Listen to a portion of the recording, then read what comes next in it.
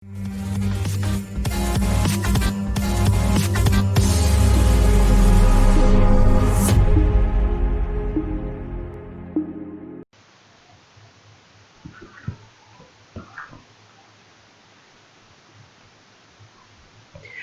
we will talk about excretion in human में excretion कैसे होती है। excretion के बारे में हम जानते हैं कि excretion जो है वेस्ट प्रोडक्ट का बॉडी से बाहर निकालना, एक्सपेल आउट करना excretion कहलाता है। अगर केमिकल बेसिस देखी जाए लाइफ की तो उसमें हम देखते हैं कि वेस्ट प्रोडक्शन का काम, वेस्ट प्रोड्यूस करने का काम वो मेटाबॉलिक लेवल पर होता है, मेटाबॉलिज्म में होता है, मेटाबॉलिक लेवल पर होता है। वहां से वो क्या है, मेटाबॉलिज्म में मुख्तलिफ किस्म की वेस्ट प्रोडक्ट्स पैदा की जाते हैं जिनमें यूरिया, यूरिक एसिड वगैरह, क्रेटाइन वगैरह, क्रेटनिन वगैरह पैदा होती हैं, बिलिरोबिन भी होता है और भी बहुत सारे जो है वेस्ट प्रोडक्ट होते हैं। ये आते कहाँ से हैं, ये डाइजेशन से आते हैं, मेटाबॉलिज्म से आते हैं। फॉर एग्जांपल हम बात करें अमोनिया की, कहाँ से आता है, अमाइनो एसिड को डाइजेस्ट करने से आता है, न्यूक्लिक एसिड वगैरह को डाइजेस्ट करने से आता है। और बिलिरोबिन वगैरह जब हेमोग्लोबिन का मॉलिक्यूल टूटता है, रेड ब्लड सेल के अंदर एक कंपाउंड पाया जाता है, एक मॉलिक्यूल पाया जाता है जिसे हम हेमोग्लोबिन कहते हैं। वो हेमोग्लोबिन, उसमें आयरन सेंट्रल एटम होता है। आयरन एक मेटल है, हेमोग्लोबिन का एक सेंट्रल एटम है।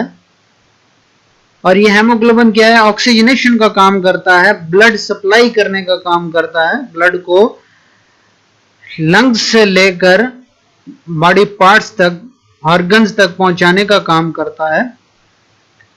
और ये वेस्ट प्रोडक्ट डिफरेंट किस्म के हार्मोन्स, उनकी ब्रेकडाउन से भी पैदा होता है। वर्न आउट हार्मोन्स जो काम के नहीं होते, उनमें और भी बहुत सारी चीजें होती हैं, बहुत सारे टॉक्सिक कंपाउंड्स होते हैं, टॉक्सिन्स होते हैं जो कि बॉडी ने इंजेस्ट किए होते हैं, बॉडी ने इनटेक किए होते हैं। फॉर एग्जांपल पेस्टिसाइड वगैरह, उनका भी बॉडी से एलिमिनेट करना, खत्म करना, बॉडी से बाहर निकालना, वो भी बहुत जरूरी होता है। नहीं तो वो क्या है, हार्मफुल होते हैं, नुकसानदेह होते हैं,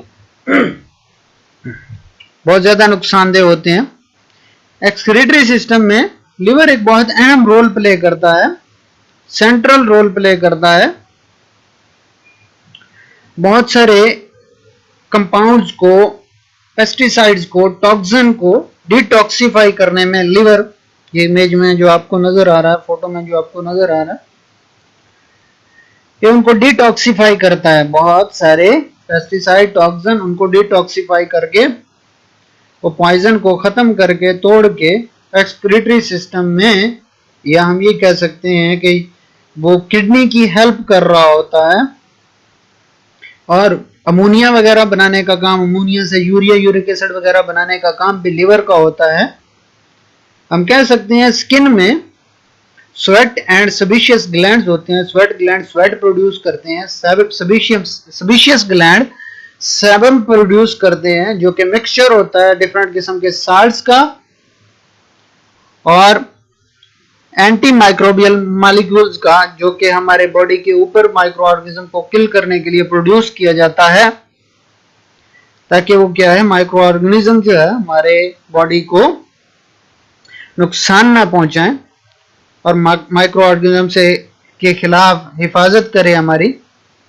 तो स्किन को भी हम कह सकते हैं कि एक्सक्रीटरी ऑर्गन है, लेकिन जनरली उसे हम एक्सक्रीटरी ऑर्गन के तौर पर एक्सेप्ट नहीं करते। वो ये सारे का सारा काम, ये स्वेट ग्लैंड्स जो स्वेट प्रोड्यूस कर रहे होते हैं, वो इनफैक्ट बॉडी को ठंडा करने में, या हम ये कह सकते हैं थर्मो रेगुलेशन में, टेम्परेचर को रेगुलेट करने में, या उसके सिलसिले में कर रहे होते हैं। तो इसलिए हम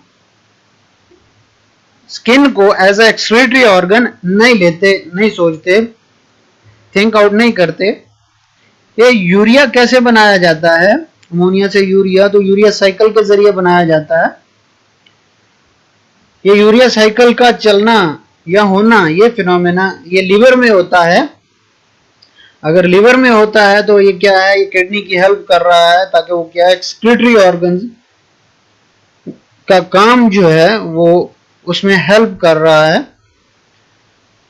अब पहले भी बात कर चुके हैं कि जब ऑर्निथिन एक मॉलिक्यूल पहले ही सेल के अंदर मौजूद है, वो एक अमोनिया के मॉलिक्यूल है, कार्बन डाइऑक्साइड के मॉलिक्यूल से जब मिलता है तो एक दूसरा कंपाउंड बनाता है जिसे हम सिट्रोलिन कहते हैं। सिट्रोलिन जो है, जैसा कि ये दिखाया गया यहाँ पे, ये सिट्रोलिन जो है उसमें जब एक और अमोनिया का कंपाउंड मिलता है तो ये आर्जिनोसक्सिनेट बनाता है। आर्जिनोसक्सिनेट जो है वो कन्वर्ट होता है आर्जिनिन में, फिर एक एंजाइम होता है आर्जिनेज, वो आर्जिनिन से यूरिया का एक मॉलिक्यूल निकाल देता है, या आर्जिनिन को दो कंपाउंड में कन्वर्ट कर देता है, दो कंपाउंड में ब्रेक डाउन कर देता है। First one is urea, second one is ornithine. Ornithine वो वाला कंपाउंड है जो पहले ही मौजूद था, जिससे अमोनिया और कार्बन डाइऑक्साइड ने मिलकर वो क्या है, सिट्रोलिन बनाया था और साइकिल स्टार्ट किया था। जबकि यूरिया जो है साइकिल से बाहर निकाल दिया जाता है और वेस्ट प्रोडक्ट के तौर पर बॉडी से बाहर निकाल दिया जाता है। तो यूरिया फॉर्मेशन का प्रोसेस जो है वो यूरिया साइकिल के जरिए ही किया जाता है। ये फंक्शंस हैं लिवर के, वो कौन कौन से काम करता है। सिंथेसिस नाइट्रोजनस वेस्ट बनाता है, अमोनिया, यूरिया, यूरिक एसिड, ताकि वो क्या है, किडनी की हेल्प कर सके, ताकि वो किडनी जो है वो यूरिन फॉर्म करके वेस्ट प्रोडक्ट को एक्सक्रीट करे, बॉडी से बाहर निकाले, ब्लड को क्लैरिफाई करे, साफ करे। प्लाज्मा प्रोटीन, प्रोथ्रोम्बिन वगैरह, फाइब्रिनोजन वगैरह, ब्लड क्लॉटिंग प्रोटीन वगैरह बनाने का काम भी लिवर का होता है। ये प्रोथ्रोम्बिन, फाइब्रिनोजन वगैरह ये ब्लड क्लॉटिंग का काम करते हैं। और दूसरे जो कंपाउंड एल्ब्यूमिन वगैरह होते हैं वो ऑस्मोटिक बैलेंस को मेंटेन रखते हैं ब्लड के अंदर। ऑस्मोटिक बैलेंस हम पहले ही बात कर चुके हैं, ऑस्मोसिस या ऑस्मोटिक बैलेंस, साल्ट की कंसंट्रेशन को बरकरार रखने को। बाइल साल्ट पैदा करता है जो कि एमल्सिफाई करता है फैट्स को स्मॉल इंटेस्टाइन में। फैट्स जो हैं जनरली उनमें कैपेबिलिटी होती है कि वो इकट्ठे एक दूसरे से चिपक कर रहना चाहते हैं, तो ऐसे वो डाइजेस्ट नहीं होते, सरफेस एरिया कम हो जाता है, तो उनको अलग अलग करने का काम, छोटे छोटे बारीक जरों में तकसीम करने का काम वो बाइल का होता है। बाइल भी साल्ट ही होते हैं, उनको अलग करने का काम, अलग रखने का काम, ताकि एंजाइम उसे डाइजेस्ट कर सके। उसे कहते हैं एमल्सिफिकेशन ऑफ फैट्स, फैट्स की एमल्सिफिकेशन कहते हैं उसे। तो फैट्स को एमल्सिफाई करने का काम जो है वो बाइल का होता है। और बहुत सारे दूसरे compound, lipids, cholesterol, lipoproteins regulate blood chemistry, blood की केमिस्ट्री को रेगुलेट करने में और एनर्जी स्टोर करने में हेल्प करते हैं, ताकि वो क्या, सेल मेम्ब्रेन्स जो हैं वो बरकरार रहें, मेंटेन रहें। ये लिपिड, कोलेस्ट्रॉल वगैरह, लिपोप्रोटीन्स वगैरह ये ब्लड के बहुत अहम पार्ट्स हैं। हमने बात की थी, फॉर एग्जांपल सेल मेम्ब्रेन की डेफिनेशन में हमने कहा था इट्स अ लिपिड बायलेयर, क्योंकि लिपिड्स की दो लेयर हैं और कहीं कहीं पर उसमें प्रोटीन्स या लिपोप्रोटीन्स मौजूद हैं। जब लिपिड प्रोटीन के साथ मिलकर एक कंजुगेट मॉलिक्यूल बनाता है तो लिपोप्रोटीन कहलाता है। तो यहाँ पर लिपोप्रोटीन लिपिड और प्रोटीन से जो मिलकर बनता है वो लिपोप्रोटीन कहलाता है। तो ये सेल मेम्ब्रेन को मेंटेन करने में, ब्लड को रेगुलेट करने में बहुत हेल्पफुल होते हैं। आयरन जो है, हमने बात की है कि हेमोग्लोबिन का सेंट्रल एटम है, सेंट्रल पार्ट है, उसके बगैर हेमोग्लोबिन नहीं बनता। और हेमोग्लोबिन जो है इन टर्न ये ऑक्सीजनेशन का काम करता है, ऑक्सीजन को एक जगह से दूसरी जगह पहुंचाने का काम करता है, जो कि ब्लड के अंदर पाया जाता है। ये ब्लड का मैक्सिमम पार्ट में हेमोग्लोबिन प्रोटीन मौजूद होता है कि जो कि ऑक्सीजन के साथ बाइंड करता है, और ऑक्सीजन के साथ बाइंड करने के बाद ऑक्सीजन को ट्रांसपोर्ट करता है एक ऑर्गन से दूसरे ऑर्गन में। ये लंग्स से बॉडी के तमाम ऑर्गन्स में ऑक्सीजन को सप्लाई करने का काम करता है। ग्लाइकोजन जो है एनर्जी की रिजर्व फॉर्म है, एनर्जी की स्टोरेज फॉर्म है, एनर्जी को स्टोर करने का काम होता है।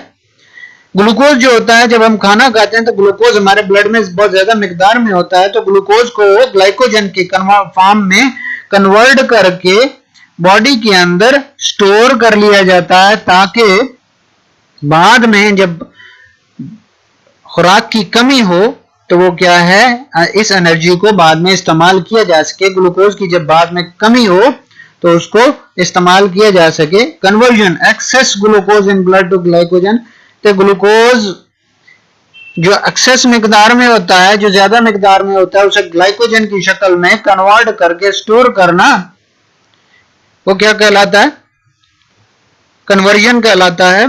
Energy storage and use of lactic acid, lactic acid जो है हम जानते हैं कि जब ग्लूकोज ब्रेक डाउन होता है in absence of oxygen, oxygen की गैर मौजूदगी में, जब हम बहुत कोई हैवी वर्क काम कर रहे होते हैं, लोड वर्क काम कर रहे होते हैं, बहुत ज्यादा काम कर रहे होते हैं, तो हमारे मसल्स क्या करते हैं, एनारोबिक ऑक्सीडेशन करना शुरू कर देते हैं। ऑक्सीजन की गैर मौजूदगी में भी ऑक्सीडेशन शुरू कर देते हैं। तमाम की तमाम एनर्जी ऑक्सीडेशन से ही पैदा होती है, कार्बोहाइड्रेट की ऑक्सीडेशन से ही पैदा होती है। तो ऑक्सीजन की गैर मौजूदगी में जब ऑक्सीडेशन करना शुरू कर देते हैं तो वो क्या होता है, ऑक्सीजन तो मौजूद होती नहीं, तो सारे के सारे बॉन्ड नहीं टूटते ग्लूकोज के, ठीक है।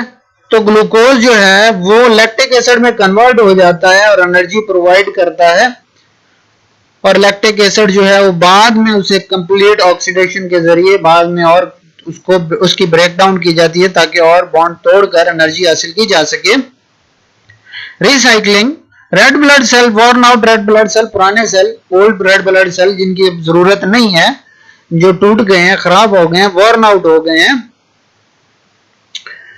तो उनको रिसाइकल करना, उनको तोड़ना, उनमें से हेमोग्लोबिन अलग करना, हेमोग्लोबिन को तोड़कर वहां से आयरन हासिल करना और बिलिरुबिन बनाकर एक्सक्रीटा में खारिज करना, ये काम भी जो है वो लिवर का ही होता है। आगे डिटॉक्सिफिकेशन, बहुत सारे केमिकल्स, पेस्टिसाइड्स वगैरह जो बॉडी ने, टॉक्सिन्स वगैरह जो बॉडी ने इनटेक किए हैं, जो बॉडी ने खा लिए हैं, वो क्या है, उनको डिटॉक्सिफाई करना, ताकि वो क्या है, सेल को नुकसान ना पहुंचा सके। और ड्रग्स वगैरह जो एक्सेस मिकदार में ले ली हैं, जिनमें टॉक्सिन्स मौजूद हैं, वो टॉक्सिन्स को डिटॉक्सिफाई करने का काम भी वो लिवर का होता है, ताकि वो क्या है, बॉडी को कोई नुकसान ना पहुंचा सके।